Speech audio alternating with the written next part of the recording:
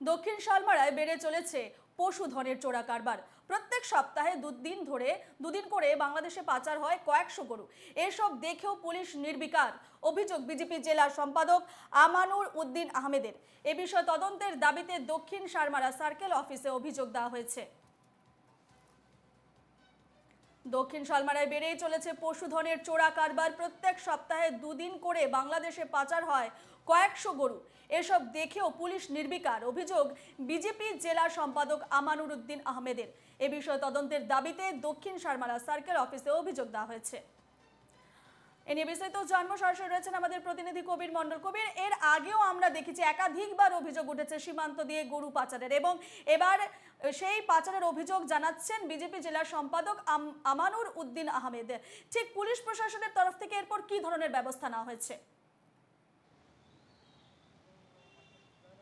হ্যাঁ দেখো রূপা, যে দক্ষিণ শালমারা মানকাসর জেলা ভারত বাংলাদেশ সীমান্তবর্তী জেলা, এই জেলা দিয়ে দীর্ঘ সময় থেকে গরু এবং পশুধন যেটা পাচার, এই পাচার কিন্তু চলে যাচ্ছে। আর এই বিষয়টা নিয়ে দেখা যাচ্ছে যে বিজেপির যে সম্পাদক রয়েছেন আমানুর উদ্দিন, তিনি অভিযোগ তুলেছেন এখনও প্রায় সপ্তাহে 2 দিন বাংলাদেশে এইভাবে শ গরু পাচার হচ্ছেন। আর এই বিষয়টা নিয়ে ইতিমধ্যে আমানুর উদ্দিন, বিজেপির যে জেলা সম্পাদক, তিনি চক্র বিষয়ের কাছে ইতিমধ্যে তিনি অভিযোগ দাখিল করেছে। আর আমাদের সঙ্গে রয়েছেন তিনি, আমি কথা বলার চেষ্টা করব।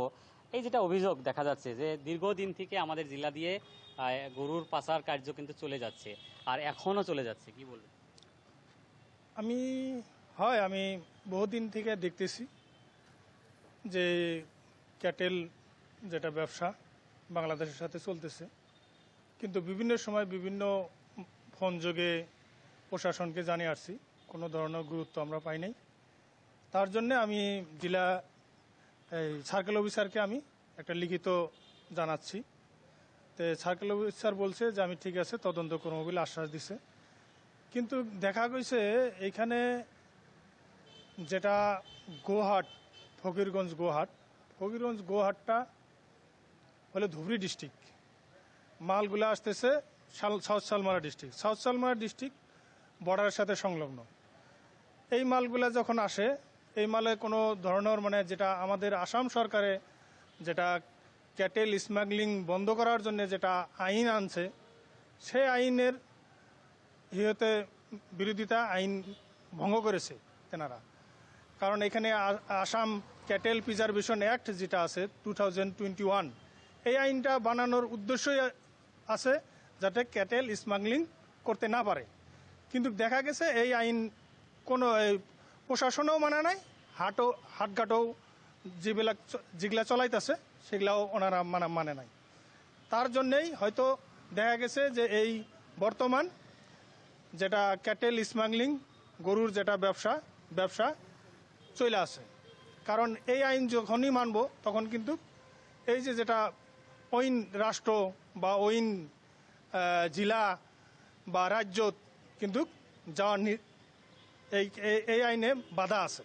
যেটা বলা হচ্ছে যে ফকিরগঞ্জ ধুবড়ী জেলা, সেই জেলার হাট বাজার থেকে সাউথ শালমারা জেলাতে গরুগুলো আনা হয়। তারপরে কিভাবে আনে আর কিভাবে কোথায় নিয়ে যায়? কিছু খোঁজকারে নিয়ে আসে, কিছু নাই উঠে নিয়ে আসে, নাই উঠে ডাইরেক্ট এনারা বর্ডারে যেগুলা চর আছে, চর এলাকার মধ্যে রাইখা বর্ডারের এলাকার মধ্যে ওনারা সুযোগ সুবিধা বুঝে যখন সীমান্তে সুরক্ষা বাহিনী অর্থাৎ বিএসএফ মোতায়েন থাকে সীমান্তে, সেক্ষেত্রে বিএসএফ এর নাকের ডগায় কি করে দিনের পর দিন এভাবে গরু পাচার চালিয়ে যাচ্ছে প্রশ্ন উঠছে। তিনি কি বলবেন এ বিষয়ে, বিজেপি সভাপতি?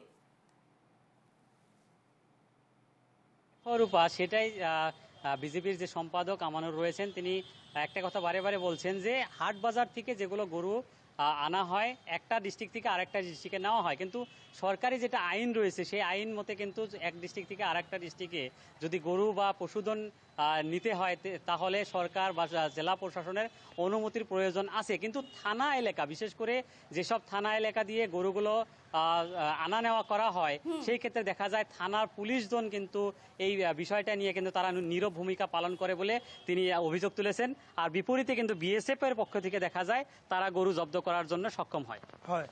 এখানে দেখা গেছে যে পুলিশ প্রশাসনে যাওয়ার জন্য সুবিধা করে দিতেছে। বেশ বেশ, কবির এই খবরে কেননা- আমাদের নজর থাকবে। আপাতত তোমাকে ধন্যবাদ জানাচ্ছি।